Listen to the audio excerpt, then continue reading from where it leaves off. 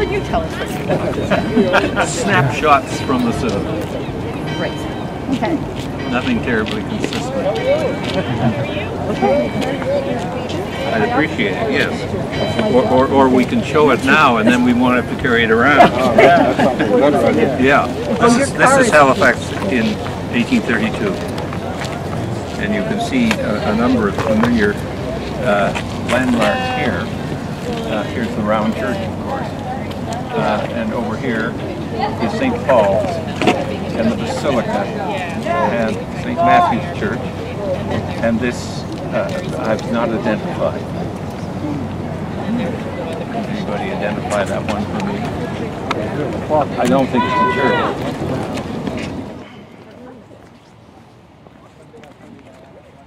Years earlier, the French had come in with 48 vessels and gone right through here and gone up into the basin to Birch Cove, and they had anchored there, and then they had taken their dead and their dying ashore because they had a terrible, terrible time, and they were wiped out. 11% of the crew died on the journey over. It took them 3 months to get from France to Halifax. They'd expected to do it in one. And they, in the wintertime, they barely survived. And D'Anville, the Duke D'Anville himself, did not survive. He died only weeks after they arrived. So that was the first European, in mass kind of contact that the locals had. But now here is another one, because as I say, there are 14 vessels and they're coming in, and they're all merchantmen. 13 of them are. They're merchantmen. They're square riggers, and there's a dear little sloop. It's the best. It's like a terrier. It puts everybody in order. The sloop is moving in among them and getting them away from Thrum Cap over here on this side of the harbor, so we'll hit that.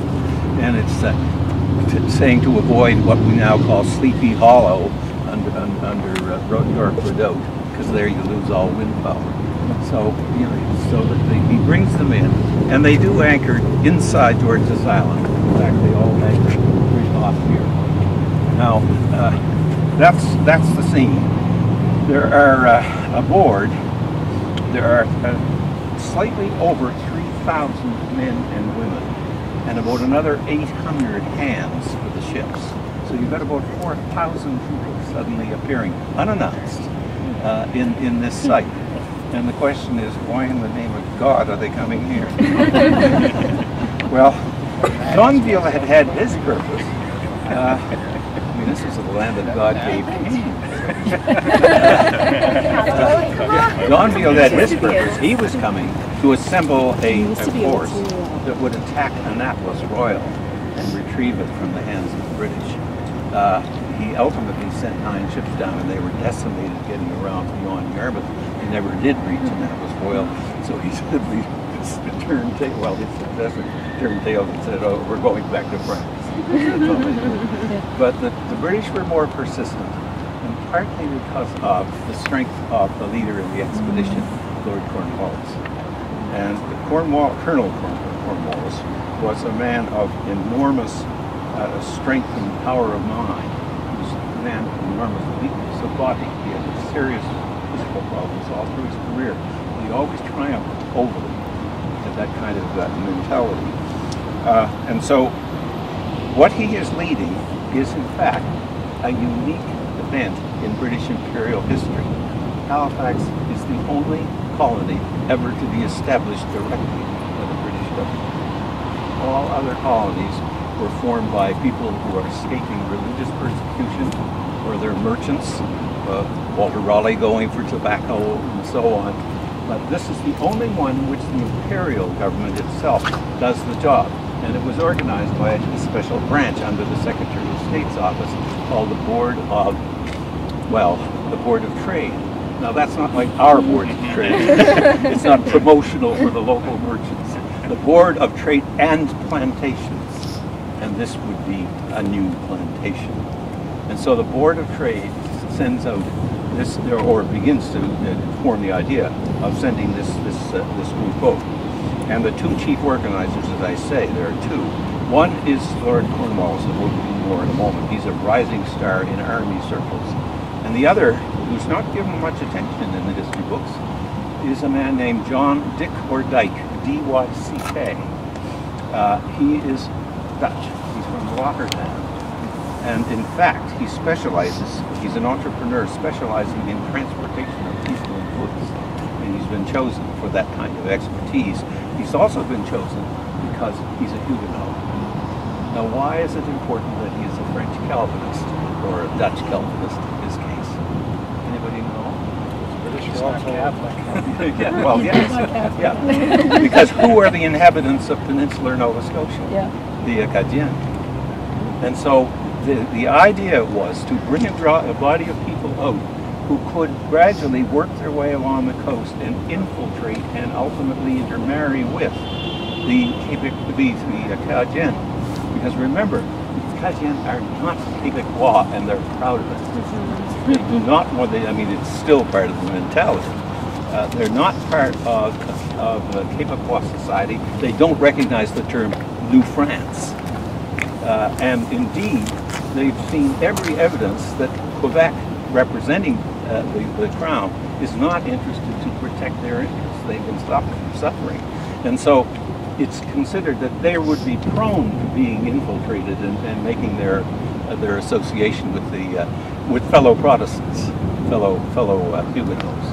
And so that was one of the main reasons for bringing them out, to infiltrate. They also are chosen because they're the people, that is, who are coming, because they demonstrate loyalty to the British Crown, that was the idea. Whether that would prove true will be seen in a moment. But to go back to the Acadians also are anti-monarchist, and that is a problem they want. They want to get monarchists Huguenot in among them. In fact, they're so anti-monarchist that when Beaumarchais, the man who you remember wrote the libretto or the Marriage of Figaro for Mozart, Beaumarchais visited Annapolis Royal, and he got to know the Acadians. He found them thoroughly charming. His only objection was they didn't really appreciate women and wine sufficiently. But they had so many other good qualities. And so the upshot was that it was considered that well, Beaumarchais said, these are not monarchies, they are demi-républicains. They're half republicans.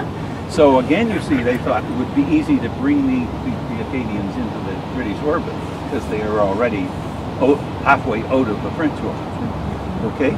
So on March the 7th, 1749, England's Board of Trade announced by the Royal Gazette that an expedition would leave for the area known as Chihuahua, and it would leave, if you can believe it, on April the 10th.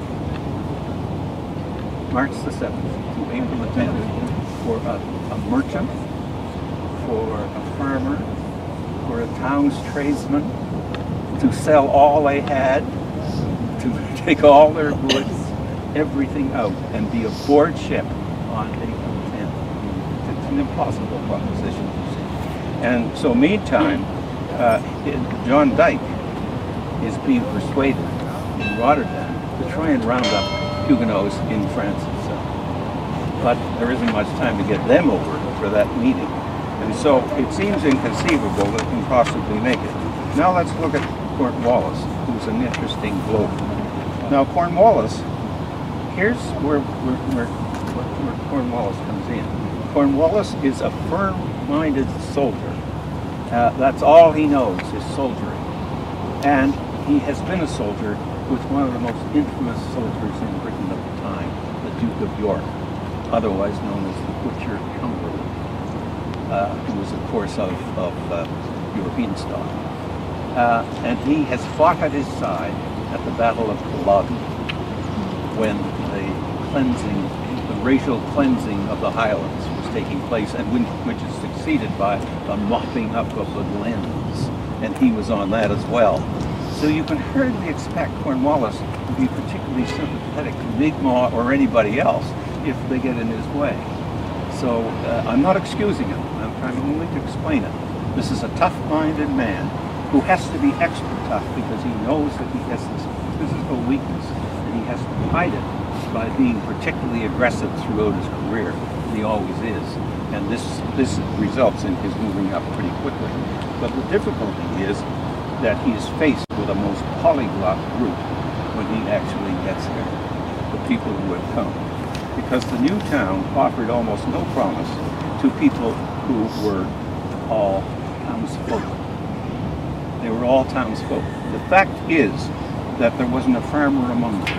They were totally unfit as pioneers, and imagine farming in slate-filled Halifax. So with a war on, another group turned up as well, the half-pays. Anybody know what a half-pay is? He's an officer during the war who's been put on half-pay until he's called up again. But there is a war on. Well, why didn't all the half-pays who came on this expedition, why hadn't they been called up? Because they were considered less than competent. These are your forebears. This is where Halifax starts. Poor old Dyke was told, extend your recruiting campaign, and it's at this point that he goes into Germany and Switzerland. And that's where your people come from that area. And again, he's working with two groups. There's two elements of religious history you need to understand here. One is their Huguenots, and the other is their Erastians. They follow the ideas of Joseph Erastus of Switzerland. Ring a bell with anybody?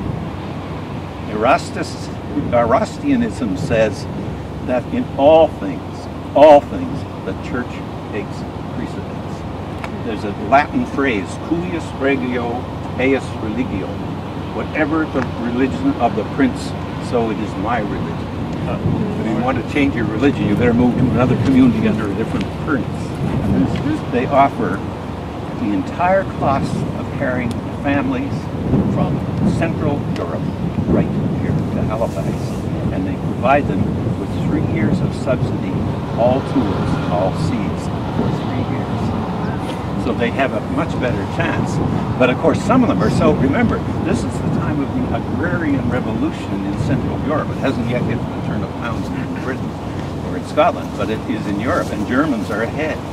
So these people, you see, have won up, and some of them simply won't put up with where they're initially put, and they go over this hill, they go way back the other side, and they form the, quote, Deutsch or Dutch village, which is arable. Where in the 19th century, a man named Smith had an experimental farm.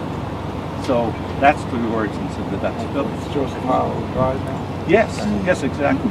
That whole area, yeah, and it's quite arable compared to what we have. Yeah. So anyway, they land here in 1752. You see, there's 3 years after the founding, so they're done coming in quickly, and they were warehoused in effect.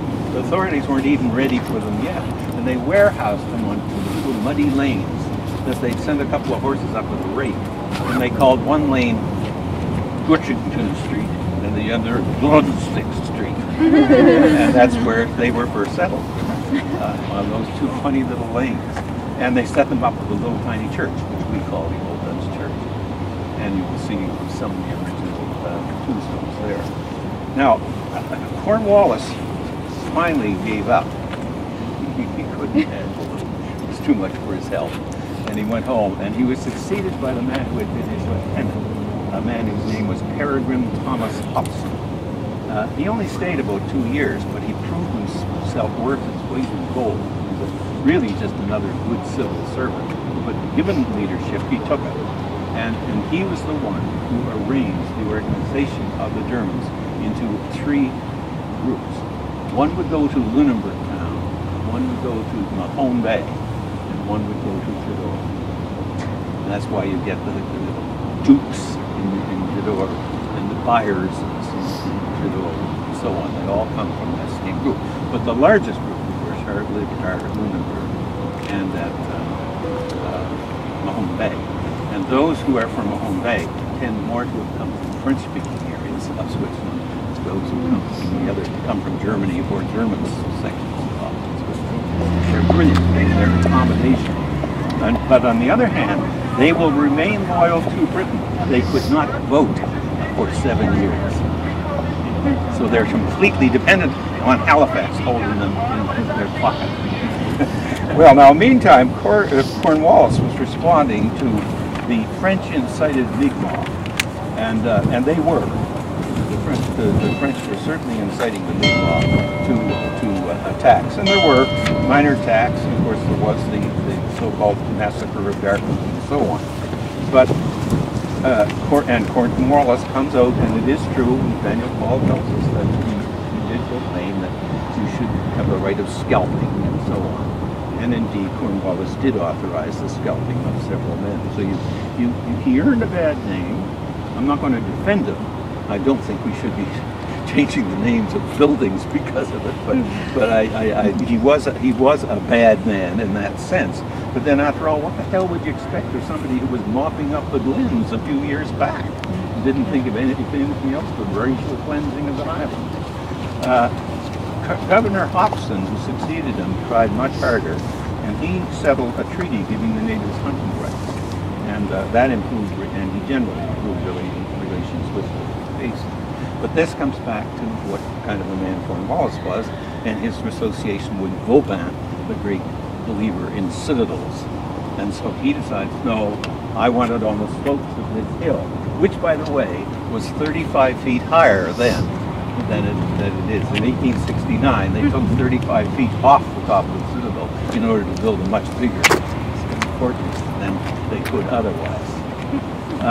But unfortunately, in 18th century terms, it wasn't much good to build a citadel up there and mount artillery, because the artillery were so weak, they couldn't have hit Point Pleasant Harbor, let alone a vessel coming in the harbor. So, therefore, he had to go elsewhere as well. And so he began to build up other forts and citadels, and we think of Halifax as a naval outpost. The fact is, it's highly militarized. And by the 60s, there was a chain of forts underway. Fort Massey was one. Why? Anybody know why there was a fort at Fort Massey? Because at that point, this whole area behind us in the Commons was a swamp, and it all flowed over and became the duck pond in the public gardens 2 centuries later. And then it flowed down, and you know all the construction they're doing around Fenwick now, what they're doing is cleaning up old Freshwater Creek from the 1750s. It dropped, by the way, right where it dropped into the ocean, right where Pier 21 is. So it flowed from here, right across the town and right down there. So that was to protect the fresh water supply for the town. So Fort Massey is built. Yes.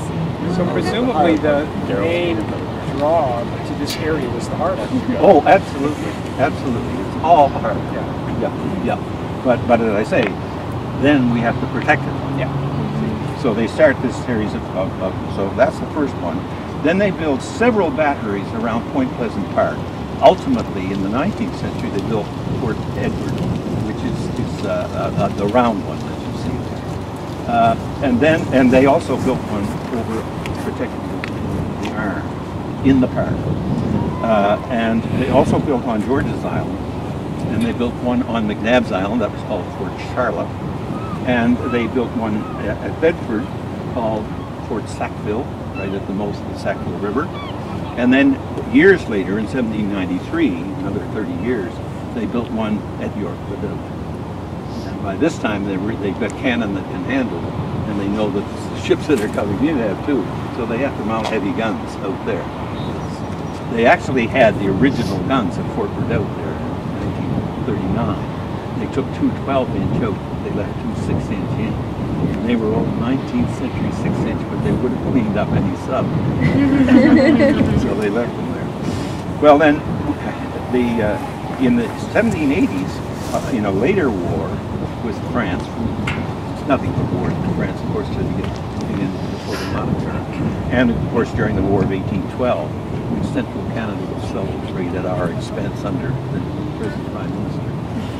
It's their war, not ours.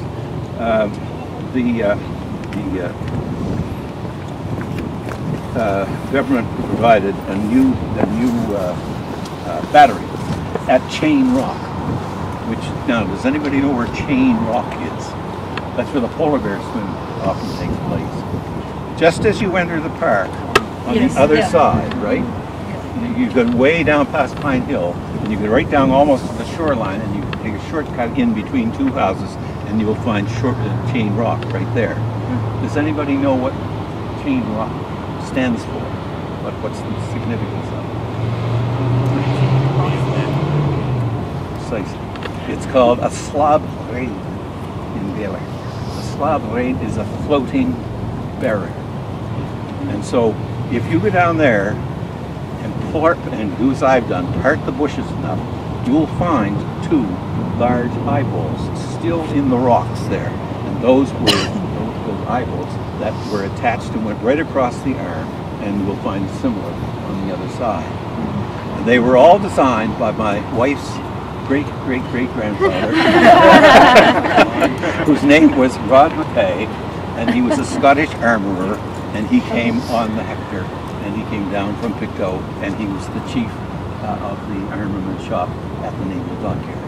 And he was told to design and build some way of protecting the Northwest Arm. So that was used right down to the end of the War of 1812. Never used again after that. So that's another aspect of being concerned about preserving the place. Did the chain ever catch up the ship, or did people just stay off if they knew it was there? You wouldn't have gone up against the chain that Rob McKay, Rob McKay is the kind of man, if he swatted a fly, you'd have to get the plaster. Now, for some time then, what you've got is, after the founding of Halifax, is a provincial capital for which there's no province. The province is virtually empty. And so what you get then, instead, is the replica of London itself. And it starts with the most obvious landmark. What would be the most obvious landmark you would build if you wanted to replace London, England? Big Ben. Hey? Big Ben, yeah. Well, yeah, but that's not in the 18th century. What was there in the 18th century that didn't even survive the Great Fire of 1665? All at the church. St. Paul's. Yeah. So what will you call your church? St. Paul's. And you'll build a great parade beside it, as an evidence of it. And there at St. Paul's, the Sunday scene would be as follows. At 10 o'clock, everyone would come out in their finery with their laces and their high silver-tipped canes up above the men. And they'd walk proudly around the huge grand parade. And at a certain bell, they would cross the street and file in to their paid-for pews in St. Paul's. But they also wanted to remain friendly with other merchants, because this is a merchantocracy that's now dominating the place. So if you're Presbyterian, or more likely, you're Congregationalist because you come from New England and you are a merchant, but you don't want to be Anglican, but you still haven't had time to get your own church built, then the Anglicans will kindly defer to you. So you see what I mean? What you've got is a class-dominant society, very aware of its imperial and its class position. And they share that, even though they may differ on religious aspects. It's only later that they build a church. They build it not where it is today, St. Matthew's, but down on Granville Street. And it's not till the 1830s that it assumes the name St. Matthew's, and the Presbyterian Church takes it over. But from 1812 till 1830, you could have a minister there you could have a congregation there who were Congregationalists, etc. But the minister must be the minister of the Kirk, of the Church of Scotland. So you've got the established Church of St. Matthew's and the established Church of England in St. Paul's symbolized, you see. And that's what I mean, about this interwoven merchantocracy that takes over the town.